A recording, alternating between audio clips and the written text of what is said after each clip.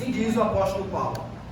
Agora me regozijo nos meus sofrimentos por vós e preencho o que resta das aflições de Cristo na minha carne a favor do seu corpo, que é a igreja, da qual me tornei ministro de acordo com a dispensação da parte de Deus que me foi confiada a vosso favor, para dar pleno cumprimento à palavra de Deus, o mistério que estivera oculto dos séculos e das gerações, agora todavia se manifestou aos santos, as quais Deus quis dar a conhecer qual seja a riqueza da glória deste mistério entre os gentios, isto é, Cristo em vós, a esperança da glória, o qual nós anunciamos, advertindo a todo homem, ensinando a todo homem em toda a sabedoria, a fim de que apresentemos todo homem perfeito em Cristo. Para isto é que eu também me afadigo, esforçando-me o mais possível, segundo a sua eficácia, que opera eficientemente em mim. Até aqui, meus irmãos, o apóstolo Paulo, ele começa agora falando do seu ministério. Como que ele termina a perícope anterior? Ele termina dizendo assim, versículo 23, se é que ele coloca a condicional nos discípulos, nos ouvintes ali de Colossos, se é que permaneceis na fé alicerçados e firmes, não vos deixando afastar da esperança do Evangelho, que ouviste que foi pregado a toda a criatura debaixo do céu, do qual eu, Paulo, me tornei ministro. E agora ele vai novamente se atentar ao seu ministério, a sua função na igreja. Qual é a função do apóstolo Paulo? Ele vai dizer, agora me regozijo. Ele se regozija em quê? Antes dele falar da função dele como dispenseiro, ele já vai falar do seu regozijo no sofrimento. Ele faz isso porque os colossenses já sabiam que o apóstolo Paulo estava preso, como Vinícius expôs aqui na introdução à epístola. O apóstolo Paulo está preso, e enquanto ele está preso, ele está escrevendo para uma igreja que jamais o viu face a face. A gente vai ver isso no capítulo 2, Vinícius já falou sobre isso, mas nós vamos ver ele dizendo sobre isso. Jamais o viu face a face, ouviu o evangelho através de Epáfras, como está no capítulo 1, e ele segue agora, mesmo no momento de prisão, dizendo, olha, vocês estão achando que o fato de eu estar aqui preso é algo em que aflige muito e muito a minha alma, a ponto de roubar toda a minha alegria, a ponto de eu não mais sentir gozo e deleite no Evangelho, ou gozo e deleite em servir a igreja de Cristo? Não pense assim. Não pense. Porque agora me regozijo nos meus sofrimentos por vós. Por que ele se regozija no sofrimento dele pela igreja? Porque ele acabou de expor toda a obra de Cristo. Ele disse que Cristo transportou a igreja, os eleitos, do reino das trevas para o reino da luz. E ele começa a expor do versículo 3 até o versículo 23, dizendo que Cristo não é apenas aquele Cristo encarnado que nós vimos, mas esse Cristo é o Cristo que precede, é o Cristo que é muito superior aos anjos. Eu estou falando, Colossenses, de alguém, de uma pessoa que é 100% homem e 100% Deus. É desse Cristo que eu estou falando, e esse Cristo que criou todas as coisas, que criou o céu, as estrelas, os cosmos, tudo, os anjos. Ele não apenas criou, mas ele também sustenta todas as coisas. Então, tudo que vocês veem, Colossenses, que está aí vivo, que está respirando, que é belo, que é lindo, que é aprazível, tudo isso está sendo sustentado por aquele por meio de que foi criado, Cristo. Cristo não apenas estava criando com o Pai, ele também está sustentando. E o apóstolo Paulo diz ainda mais, ele não apenas estava criando, porque ele é Deus, ele não apenas sustenta, como toda a criação foi criada para ele. O propósito da criação é para o Filho. É por isso que nós somos co-herdeiros com Cristo. Nós somos co-herdeiros com Cristo porque a criação é dele. As graças, tudo é para ele. quando ele se encarna e se torna homem, e através do seu sangue nós somos adotados à família de Deus, agora nós somos co-herdeiros com Cristo. E esse Cristo que criou, ele se encarnou, e ele sofreu. Ele é a cabeça da igreja. Ele agora se une a pecadores, mesmo sem pecado. Agora me regozijo. O que o apóstolo Paulo está dizendo aqui, não tem como, diante de tamanha obra de Jesus Cristo, desse Deus que se encarnou e sofreu, eu agora estou sofrendo, ficar triste, de maneira a murmurar, ficar falando: Senhor, por que eu estou sofrendo? Senhor, por que isso está vindo na minha vida? Eu que sou fiel, eu que tenho pregado o Evangelho com fidelidade. Não. Agora me regozijo nos meus sofrimentos. Por quem? E o apóstolo Paulo aqui, ele vai colocar uma coisa que muitas vezes nos passa despercebido. Por quê? Porque muitas vezes nós falamos que nós sofremos por Cristo. E é de fato, nós devemos sofrer por Cristo, nós devemos sofrer pelo Evangelho de Jesus Cristo. Mas o apóstolo Paulo agora está falando que ele está sofrendo por quem? Pelos Colossenses, pela igreja de Deus. Agora me regozijo nos meus sofrimentos por vós. Por vós, Colossenses. É por isso que alguém que diz amar a Cristo e que diz estar disposto a sofrer por Cristo, não quer padecer nenhum mal pela igreja, essa pessoa, ela precisa repensar se está em Cristo. Essa pessoa precisa repensar se está em Cristo. Como assim nós queremos sofrer pelo noivo, nós não queremos sofrer pela noiva? Se Cristo sofre por sua igreja, nós somos melhores do que Cristo por nós não queremos sofrer pela sua igreja? É o que tem acontecido atualmente. Como o irmão Gustavo trouxe no devocional pela manhã de hoje, que alguns deixam de congregar porque tem problemas na igreja. Ninguém nega que tem problemas na igreja. Ninguém nega que a união dos santos aqui nessa terra irá ocasionar sofrimento. Algumas vezes sofrimento por parte de dentro da própria igreja. O apóstolo Paulo aqui, por exemplo, ele está falando de uma facção dentro da igreja de Colossos, em que estava ensinando doutrinas estranhas. Ele vai até atrás a partir do capítulo 2. Ele primeiro faz a introdução, ele primeiro fala de Epáfras, depois fala das suas ações de graça pelos Colossenses, depois agora, no versículo 13 ao 23, ele fala da obra de Cristo, falou da obra de Cristo, na eternidade, na criação, a favor dos eleitos, e o objetivo deles é o que? É tornar todos, apresentar perante ele, perante Cristo, santos e irrepreensíveis. A obra de Cristo deseja, para efetuar nos seus santos uma apresentação inculpável e irrepreensível diante de Deus Pai. É isso. É a expiação de Cristo. E agora ele vai falar de si e do seu ministério. Ele vai dizendo: agora me regozijo nos meus sofrimentos por vós e preencho o que resta das aflições de Cristo na minha carne a favor do seu corpo, que é a igreja. Aqui esse versículo nós devemos tomar muito, mas muito cuidado, porque alguns deturpam esse versículo. Deturpam muito esse versículo, dizendo que é possível sim santos que viveram no passado, através dos méritos deles, expiar os nossos pecados.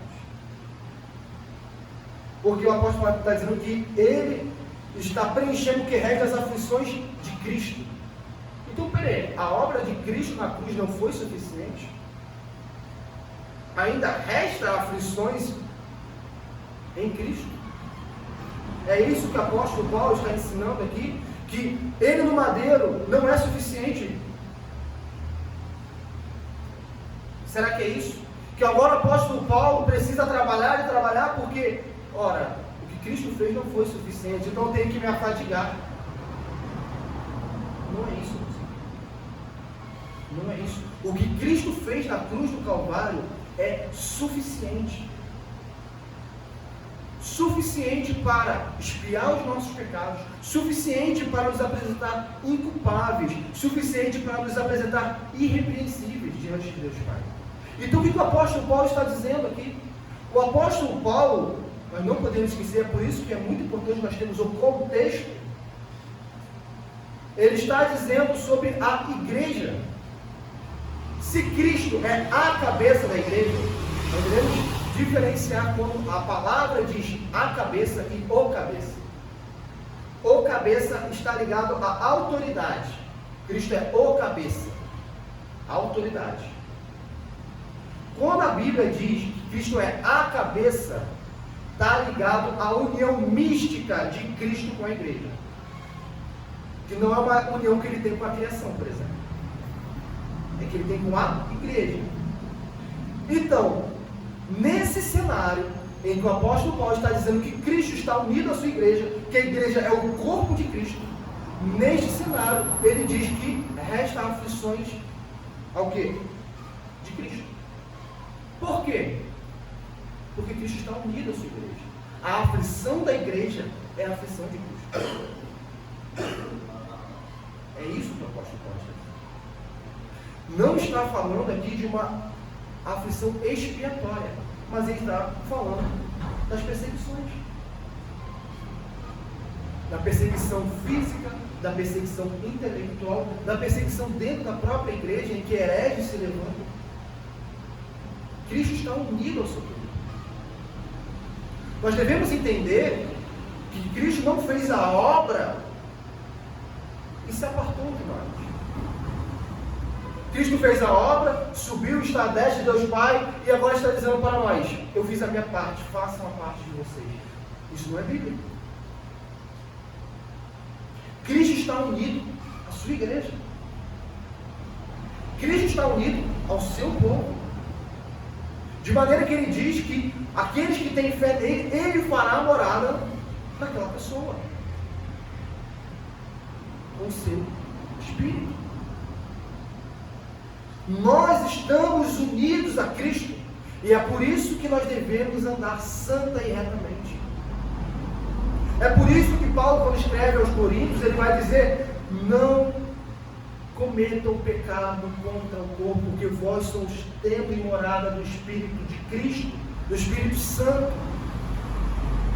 Templo, ele está colocando a mente dos coríntios ao templo de Salomão, ao templo da época de Moisés, em que no Santo dos Santos somente o sumo sacerdote poderia entrar, e antes fazendo purificação. O apóstolo Paulo está dizendo que quando os coríntios, por exemplo, estavam se deitando com meretrizes, era semelhante a eles pegarem e irem no Santo dos Santos e se deitarem com as prostitutas. Por quê? Porque era um pecado da carne, no templo e na morada do Espírito Santo, do Espírito de Cristo. Nós não temos uma fé platônica, uma fé que Cristo só redimiu a minha alma. A nossa alma foi redimida, o nosso corpo, Cristo não se importa. Não, Cristo está unido conosco em nosso corpo.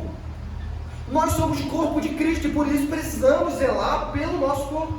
Porque ele será ressuscitado. Porque Cristo, Paulo já falou, ele é a primícia, ele é o primogênito entre os mortos. Assim como Cristo ressuscitou, nós também ressuscitaremos. E é por isso que a santidade nossa não é uma santidade apenas intelectual, ou uma santidade apenas da alma que não se expressa no corpo. A nossa santidade precisa se expressar no corpo, porque o nosso corpo é membro do corpo de Cristo. Isso não é apenas uma metáfora, isso é a união mística de Cristo e a igreja. É por isso que o pecado, quando nós cometemos e insistimos em cometê-lo, é muito mais danoso do que o ímpio. Porque o ímpio não está unido a Cristo. O ímpio não é membro de Cristo. Nós somos. É por isso que aqueles que estavam na igreja visível, estão na igreja visível, se dizendo o corpo de Cristo e envergonhando a Cristo, vão sofrer um julgamento muito mais severo do que o ímpio.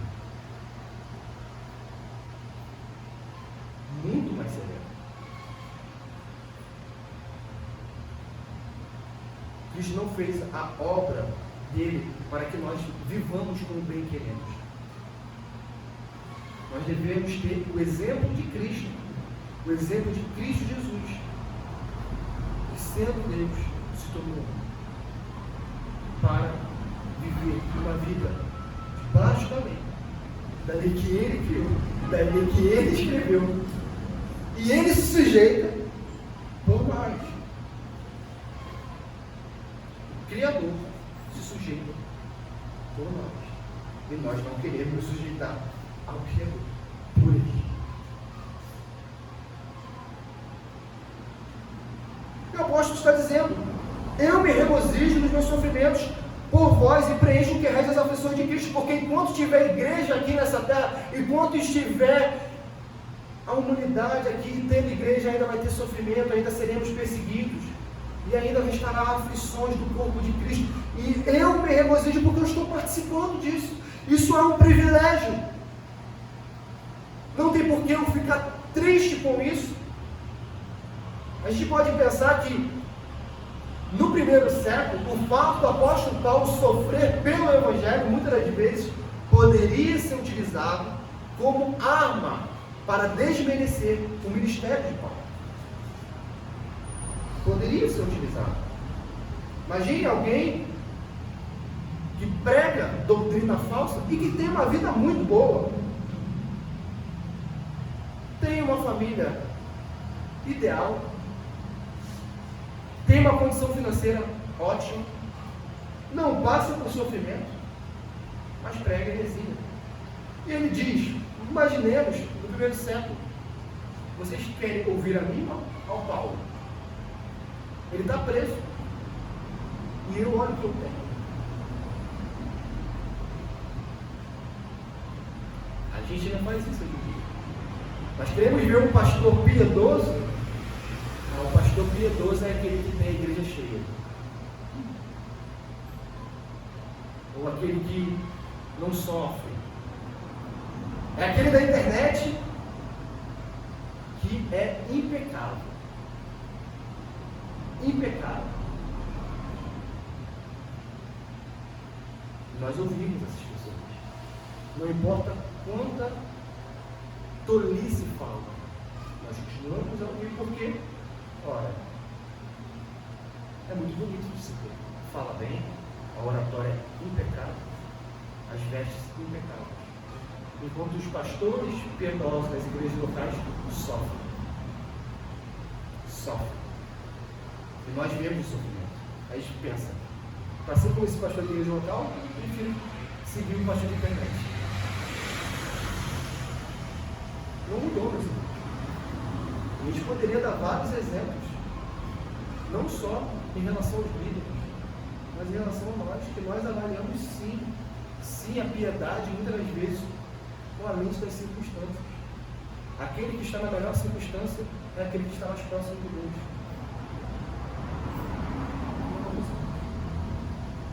Deus aflige sofrimento sobre os seus servos.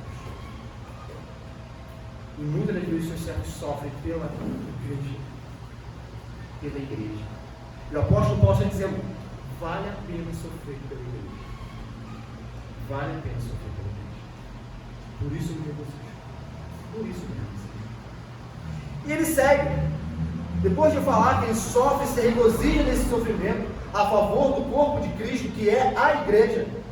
Novamente, não é aqui expiação, mas é sofrimento de vida na terra, que a igreja vai passar durante os séculos em que estiver no mundo, em que Cristo ainda não voltar. Versículo 25: da qual me tornei ministro, de acordo com a dispensação da parte de Deus, que me foi confiada a vosso favor. O apóstolo Paulo aqui está dizendo que ele se tornou ministro de acordo com a dispensação. Aqui ele está colocando um termo grego na dispensação, economia, que está ligado ao servo, escravo, mordomo. O escravo, mordomo faz o quê? Que ele pega tudo que está na despensa e serve aos da casa. A dispensação aqui está ligada com mordomia. Mordomia. Esse escravo, ele não tinha a obrigação e a responsabilidade, até porque ele era escravo, de encher a dispensa, encher o armário, encher a geladeira que nós hoje falamos. Ele não tinha essa obrigação.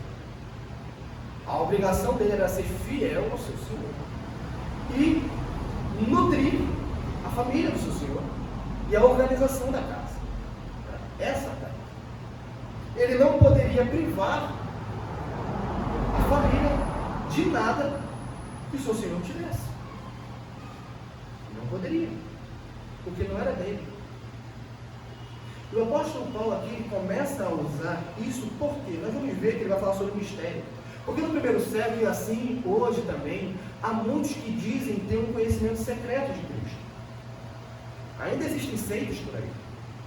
Muitos vão dizer que existe um conhecimento de que não está revelado. O apóstolo Paulo está dizendo: meus irmãos, eu sou escravo, mordomo. O que vocês quiserem de Cristo saber, eu tenho a obrigação de servi-los. Eu não vos oculto. Aquilo que o Mestre deu para ser revelado a vocês, eu entrego na bandeja do Evangelho. Não busquem conhecimento fora do fundamento apostólico. Não busquem conhecimento fora da revelação. Não vão para doutrinas estranhas. Não vão para doutrinas estranhas. Porque eu me tornei ministro de acordo com a dispensação da parte de Deus, da parte do próprio Deus. Não fui eu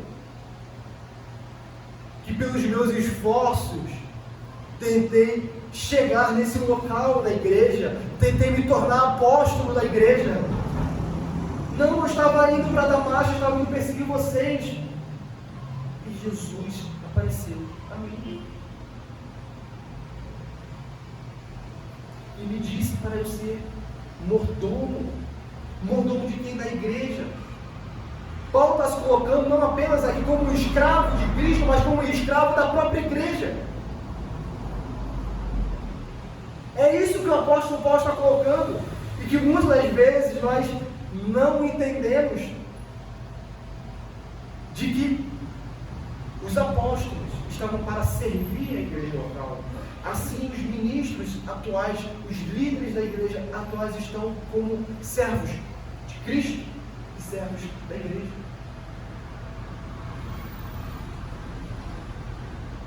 Não existe hierarquia na igreja, mas se existisse,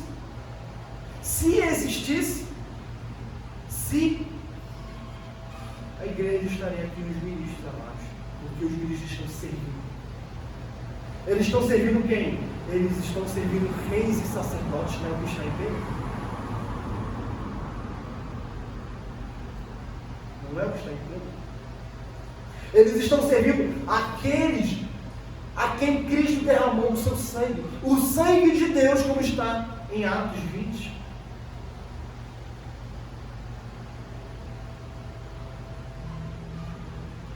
Paulo olha para a igreja e ele não vê apenas pecadores. Não apenas, ele vê pecadores. Mas ele vê pecadores que estão na mão do oleiro. Pecadores que já estão com as ações divinas na sua vida. Adoção, justificação e a obra, a expiação, a santificação. Pecadores que já foram expiados os seus pecados e agora estão vivendo em santidade. É isso que o apóstolo Paulo está vendo. Porque essa é a igreja. Essa é a igreja. O apóstolo Paulo, quando ele vai escrever suas epístolas, ele escreve com tanto amor e com tanto carinho, como nós vimos no primeiro capítulo, e com tanta firmeza, como nós temos em Gálatas e em determinadas passagens das epístolas. Por quê? Porque ele entende o que é a igreja. Ele não acha que é algo aleatório. Ele não acha que é algo opcional. A igreja é opcional. Não. A igreja é o corpo de Cristo. Nós fomos alvos do sangue de Cristo. Nós somos templo e morada do Espírito de Cristo. Essa é a igreja. A igreja não é, ou não são essas quatro paredes. A igreja não é uma denominação em particular. A igreja é aquela raça eleita que Cristo derramou o seu amor. E é por isso que nós vamos ver no final que Paulo se afadia.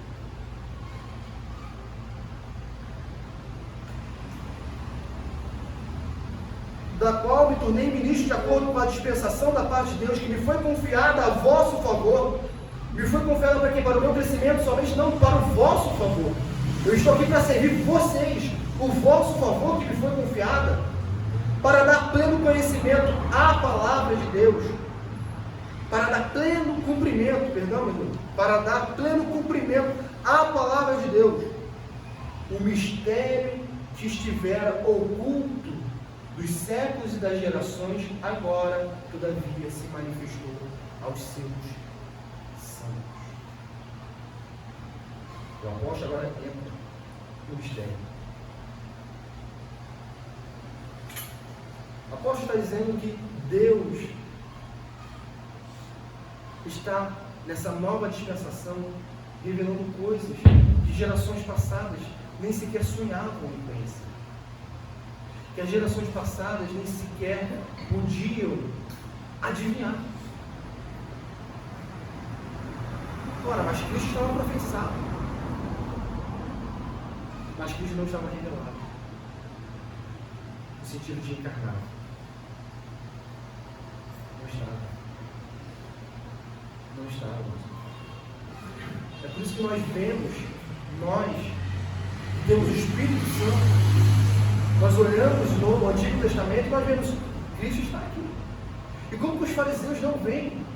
Porque não foram revelados a eles. Isso vai muito ao encontro da aplicação do irmão Vinícius, em que ele disse que devemos ter cuidado para não mais nos alegrarmos ou considerarmos ou nos regozijarmos e nos contentarmos e nos maravilharmos com a salvação.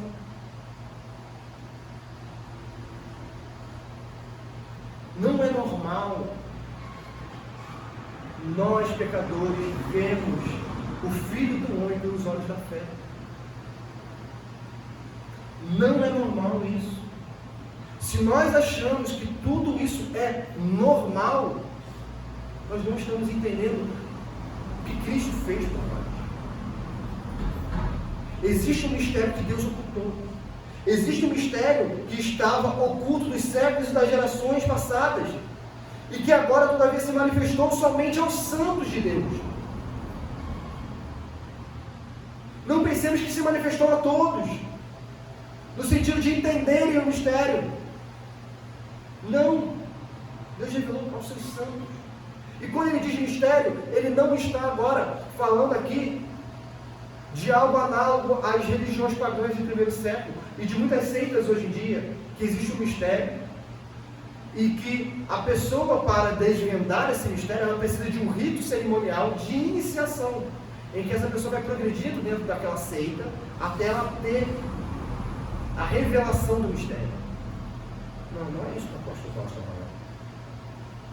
Ele está falando que o mistério já foi revelado.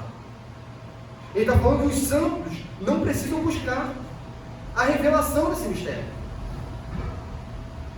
Não é o que ele disse? Que estiveram ocultos nos séculos das gerações anteriores, agora, todavia, se manifestou a quem? Aos seus santos.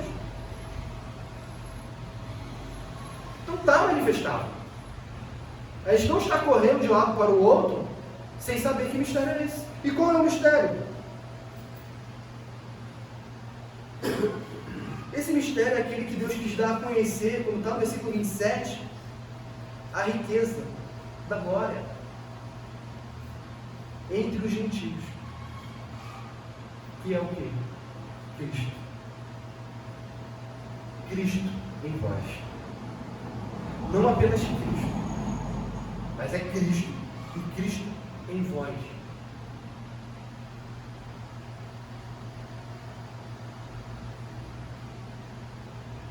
E olha como que nós estamos numa dispensação muito superior, como o livro de Hebreus fala. Porque algumas vezes nós queremos estar no passado, no tempo de Moisés, para ver o mar se abrir, para ver o maná. Nós queremos ou queríamos estar no tempo de Elias, para ver fogo descer do céu. Nós queríamos ver aquelas batalhas de reis em que o anjo descia e matava mais de 100.000 pessoas. Mas o que o apóstolo Paulo está dizendo é: nós estamos numa dispensação muito superior. Esses irmãos da dispensação anterior, que nós chamamos de Antigo Testamento, eles dariam tudo para ver o que nós vemos. Dariam tudo.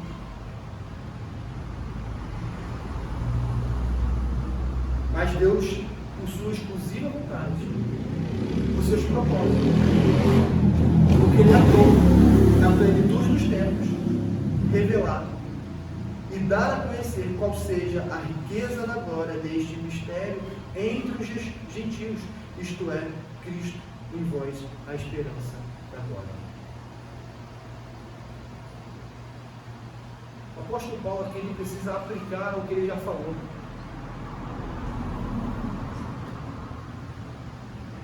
Ele precisa voltar e aplicar de que, meus irmãos, isso que eu acabei de revelar a vocês, em poucas palavras, porque para nós é apenas 10 versículos, estava oculto. Estava oculto. Isaías viu como sombra. Ezequiel viu como sombra. Todos do Antigo Testamento viram como sombra.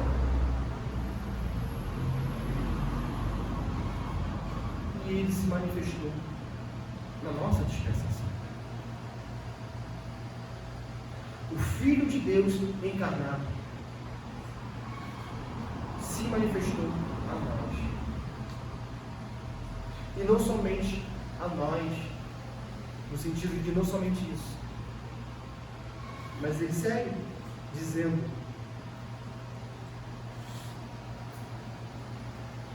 entre os gentios está Cristo em vós. Novamente o apóstolo Paulo está colocando que Cristo está nos eleitos. Nos eleitos. Isso para a gente é tão normal e banal. Mas falemos para o judeu da antiga dispensação que o Deus que tocaram na arca dele matou o indivíduo, que o Deus que abriu uma cratera e engoliu homens por causa de sua santidade, que esse Deus se encarnaria e nós poderíamos tocar nas vestes desse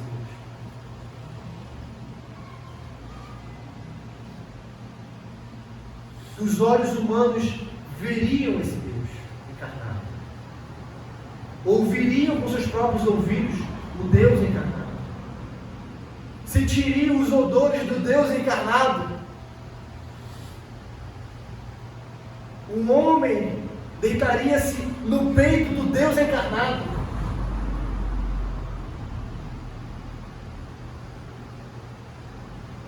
Meus irmãos, nós, que agora tem algo ainda superior, porque nós somos gentios, nós não ficaríamos nem sequer na antiga dispensação no pátio que era para a congregação judaica, nós ficaríamos no pátio dos gentios. O templo fazia separação. nós não teríamos o nível de intimidade com Deus que os judeus tinham. Nós não teríamos acesso ao trono da graça sem Cristo Jesus, ainda mais nós, gentios. É essa a riqueza do Evangelho. E que os colossenses estavam menosprezando porque eles queriam uma adoração supersticiosa, uma adoração que não considerava o Cristo como suficiente. Não, Cristo não é suficiente. Eu preciso voltar para as cerimônias. Eu preciso voltar para filosofias vãs. Cristo não é suficiente.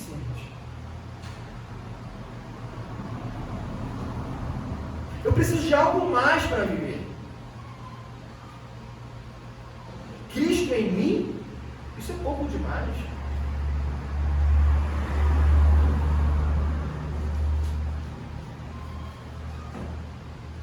E nós somos templo e morada do Espírito de Jesus. E Deus deu a conhecer essa riqueza da glória deste mistério. E Cristo em nós é a esperança da glória. Nós, ainda mais nós, gentios, só podemos ter esperança da glória porque Cristo se revelou. Porque Cristo se encarnou. Porque Cristo derribou um muro de inimizade. Sem Cristo, nós estaremos longe da aliança, longe das promessas, longe de Deus. Nós estaremos correndo a passos largos no inferno. Sem sequer saber o que existia ou conhecer biblicamente. Tendo que conhecer biblicamente o Deus Todo-Poderoso e a fé.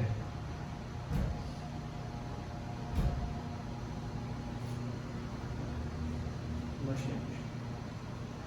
Nós, gentios, estamos numa dispensação muito superior a Isaías, a Ezequiel, a Daniel e Daniel, numa dispensação inferior, que era sombra, que era necessária, mas que era sombra, por isso esse termo inferior. Daniel orava 3 vezes por dia.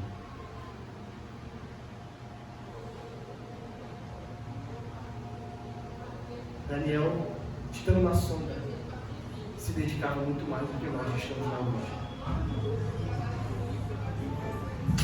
Muito mais. Daniel, que não era conhecedor do Deus encarnado, nos ensina como servir ao Deus encarnado. E o que nós fazemos? O qual nós anunciamos. O apóstolo Paulo agora vai seguir dizendo que este mistério, que é Cristo e Cristo em vós, gentios, eles anunciam, eles não ocultam. Por que eles não ocultam? Porque não dispensaram. Ele é um mordomo, ele não pode negar nutrição à família. Se ele fizer isso, ele vai ter que acertar as contas com o chefe da casa, Cristo. E ele anuncia. Ele anuncia. E como que ele anuncia? Ele anuncia advertindo a todo homem e ensinando a todo homem em toda a sabedoria.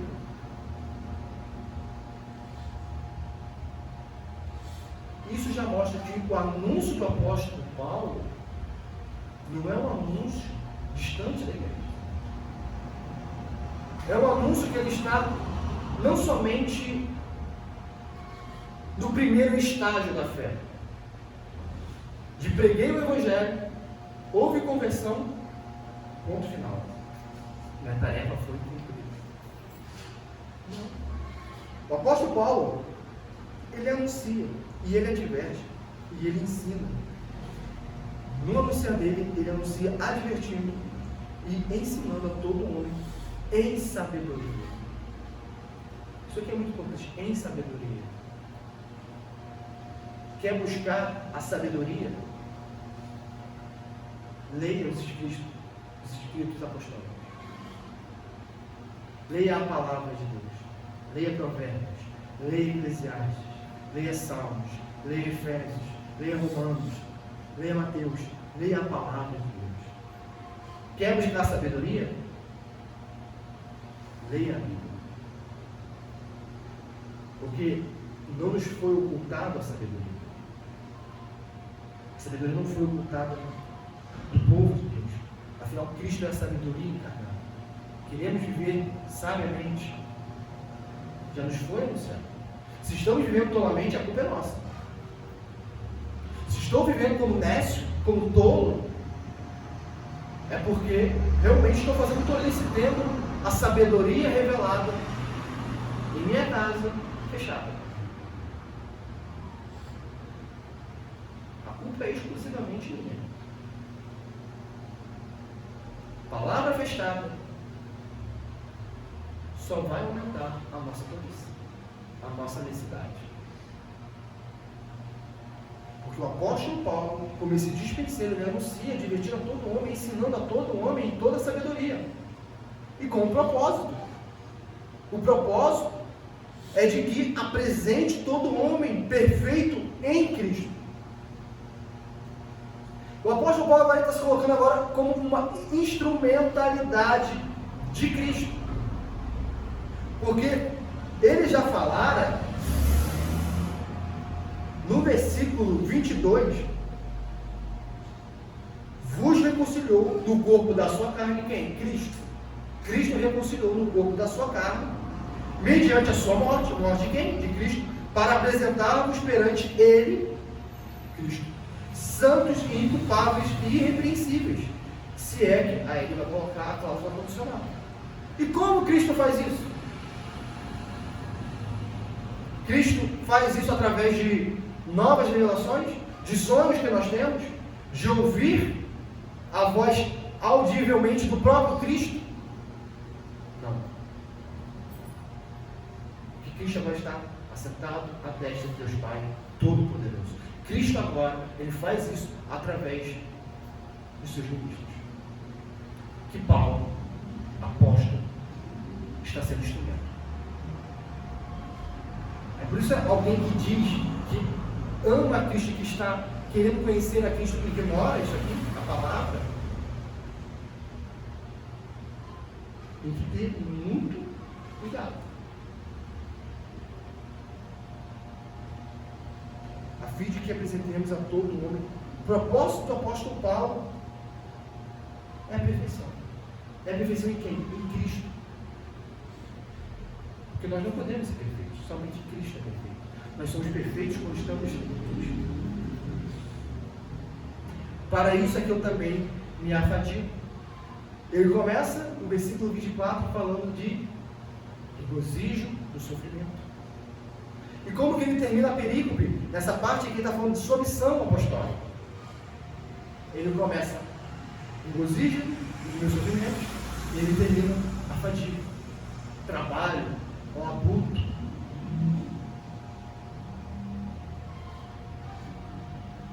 Esforçando o mais possível. É além das minhas possibilidades. Os meus esforços não é um esforço em que está bom até aqui. Não. Eu busco fazer aquilo que eu não consigo. O apóstolo Paulo está dizendo que ele está buscando fazer algo que ele não consegue fazer. O que é o mais possível. É por isso que ele complementa dizendo, segundo a sua eficácia. A eficácia de quem? De Cristo Jesus. Segundo a eficácia de Cristo, que opera eficientemente em mim. Se o meu ministério apostólico está tendo resultado, está gerando conversões, está nutrindo o homem, está concedendo sabedoria aos homens, não pensem que é por causa de mim. É porque em mim opera, segundo a eficácia de Cristo, eficientemente. É Cristo. É Cristo. E esse capítulo é todo o livro de Colossenses, toda a palavra, mas Em Colossenses isso é muito mais evidenciado. Como que é Cristo, a vida cristã, Cristo. E algumas vezes nós queremos deixar Cristo de lado. Eu já entendi.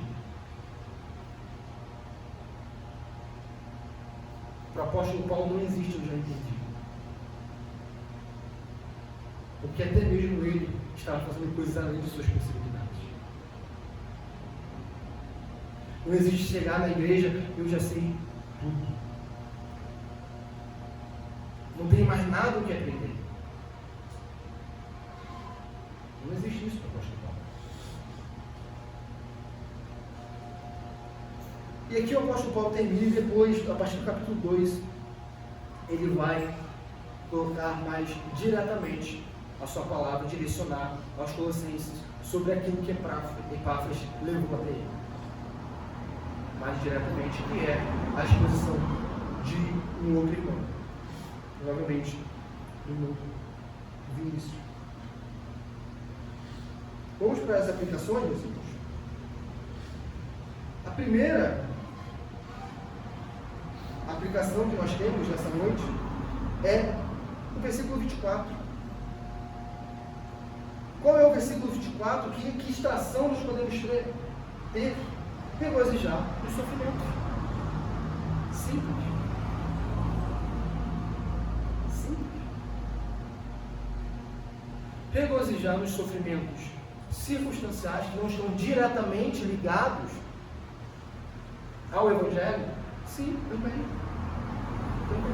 O padecimento de uma doença, de uma aflição ou de qualquer outra coisa, porque nós sabemos que o sofrimento não é aleatório, mas é instrumento de Deus para aperfeiçoar os seus santos. Ainda mais quando esse sofrimento é a favor, é em favor de Cristo e da sua igreja local. Se alguém entra na igreja local achando que não vai ter sofrimento, essa pessoa não está lendo a palavra. O apóstolo Paulo, sendo aquele, junto com os demais apóstolos, que escolhido por Deus era na revelação, o fundamento da igreja, no qual a pedra angular era Cristo, ele sofreu pela igreja. O apóstolo Paulo sofreu pela igreja. A gente muitas vezes vê o apóstolo Paulo em Atos, os apóstolos sofrendo pelo Evangelho de Cristo Jesus nas mãos dos ímpios. Mas o apóstolo Paulo sofreu com toda a heresia que se levantava e que angustiava a sua alma. Com todos os pecados que estavam ali, muitas vezes sendo encobertos pelos irmãos. Ele sofreu. E nós muitas vezes não queremos sofrer isso. Nós queremos achar que a igreja, já que é o corpo de Cristo, só vai ser fonte de alívio. De fato, a igreja é fonte de alívio. Mas esse alívio vem até mesmo no sofrimento.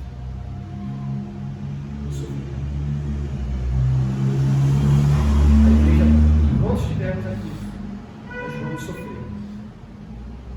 Até mesmo pela igreja. Não sendo isso desculpa para deixarmos de congregar. O sofrimento não é desculpa para deixarmos de congregar. Nós só podemos sair de uma igreja se ela deixa de pregar o genuíno evangelho, se ela deixa de administrar corretamente os sacramentos e se ela deixa de aplicar a disciplina eclesiástica. Esses são os motivos legítimos. Porque eu estou sofrendo? Não tem base bíblica. Não tem.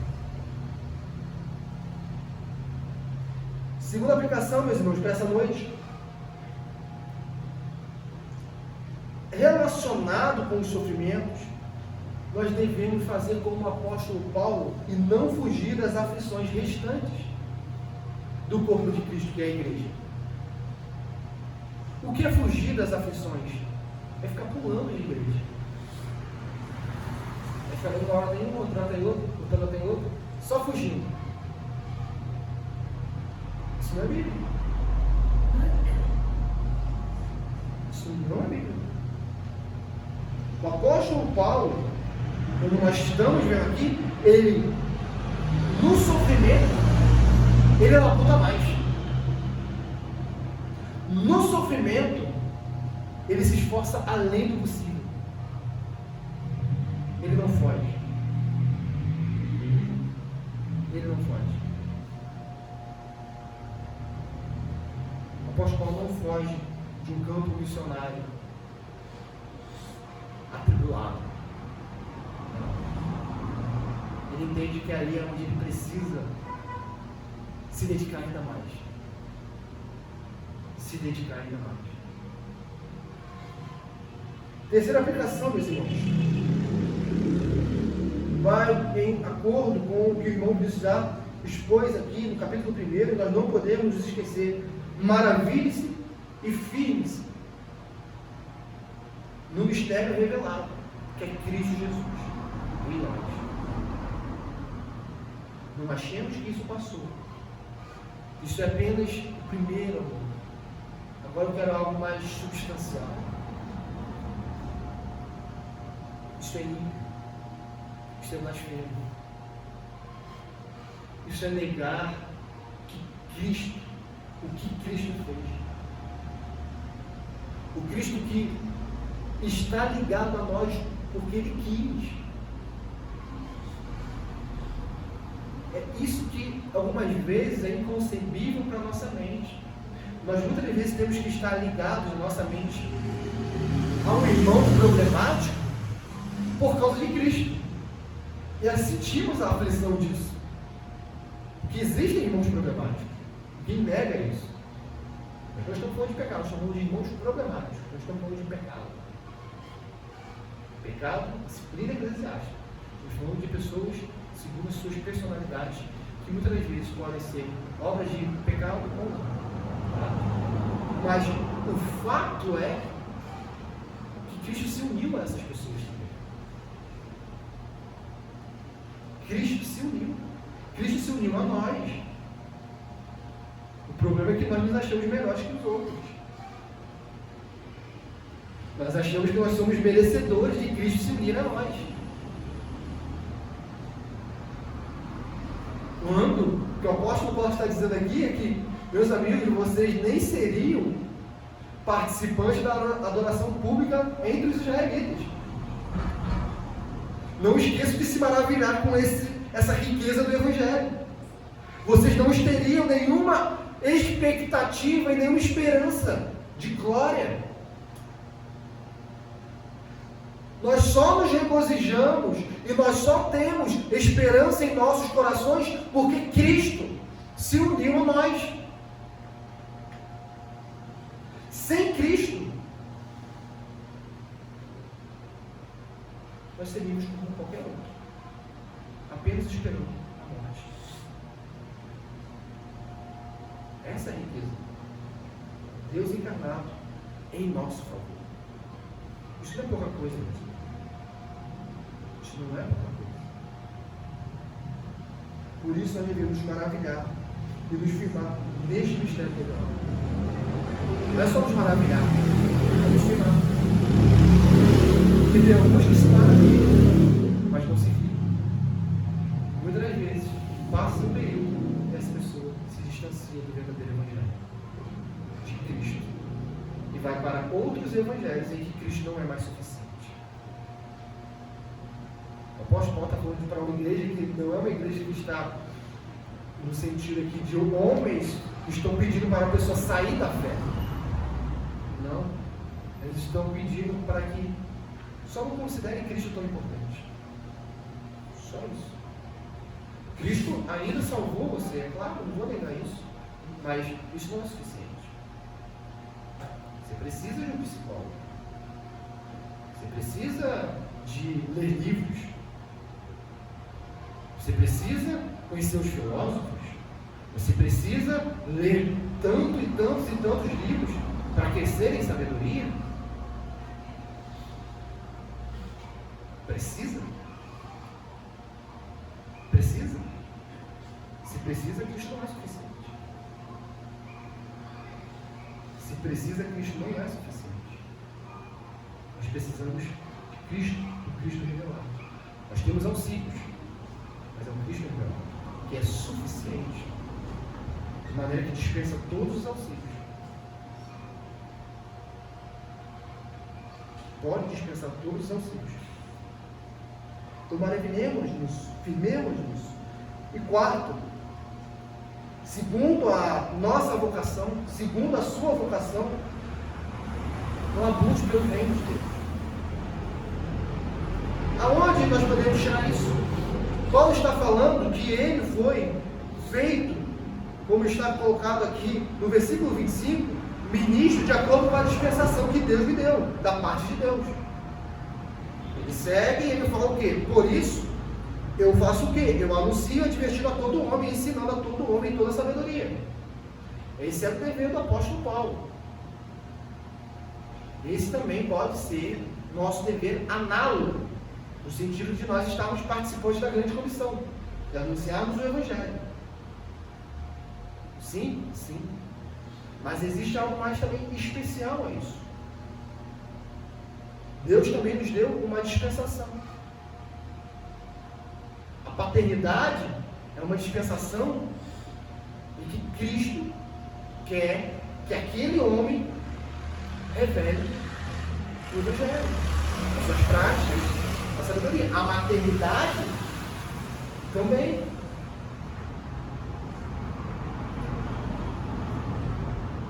A paternidade é a maternidade fazendo o quê?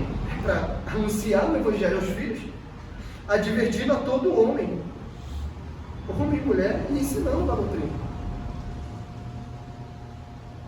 Dentro da igreja, que nós lemos hoje sobre os pecados dos iguais, dentro da igreja nós somos iguais. Certo? Mas isso também cabe a nós, como igreja local. Anunciar o Evangelho para os nossos irmãos, advertir os nossos irmãos, ensinando os nossos irmãos, segundo a dispensação de Cristo. Isso cabe em primeiro lugar, aos ministros, mas também a nós. Mas também a nós. Não é exortar-nos mutuamente? Não é isso que o apóstolo Paulo diz? Nós precisamos pegar esses versículos e aplicar a nossa vida. O que nós fazemos muitas vezes nas nossas leituras devocionais do dia é que achamos que aquilo não tem aplicação prática. E achamos que aquilo é só para o apóstolo Paulo. É só para a igreja do primeiro século. Eu preciso entender a vocação que Deus me deu para cumprir isso aqui também. Anunciar, advertir e ensinar. E por último, diante de todas essas aplicações, nós vamos chegar à seguinte conclusão: o regozijo no sofrimento, o não fugir das aflições, porque é natural fugir das aflições em prol do corpo de Cristo. Natural. Em maravilharmos como tínhamos no primeiro amor e exercer o nosso ministério segundo a vocação de Cristo, quando nós entendemos todas essas aplicações, vamos dizer: é impossível. É impossível, meus amigos. É por isso que nós devemos fazer tudo como o versículo 29. Se afadigar, como está no versículo 29, que o apóstolo Paulo faz. Esforçando-se, mas confiando que a eficácia é de Cristo. O fato de eu não conseguir não significa que eu possa chegar e dormir tranquilo, sem ter labutado o mínimo em prol do Evangelho. Não, o fato de eu não conseguir é eu labutar, esforçando-me a última gota e deitar no travesseiro dizendo: Senhor, na minha pequenez, na minha pecaminosidade, na minha limitação e fraqueza, eu fiz tudo que cabia a mim. Agora eu confio a Ti. Mas nós vamos deitar sem labutar. Labutamos pelos tesouros dessa terra, pelas promoções dessa terra. Labutamos por várias e várias coisas, por concurso, por qualquer outra coisa. Mas pelo Evangelho, famílias estão se desestruturando, Porque pais não aguentam mais até os últimos esforços em prol do Evangelho nos seus filhos. Não faz isso. Cheguei cansado, eu quero relaxar. Nós, muitas vezes, estamos desnutridos espiritualmente porque não lutamos mais. E depois chegamos na igreja e falamos: nossa, não sinto mais nada.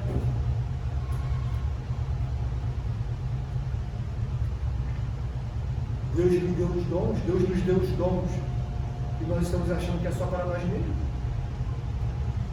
O dom capacitador pertence a Deus, nós devemos saber usá-los.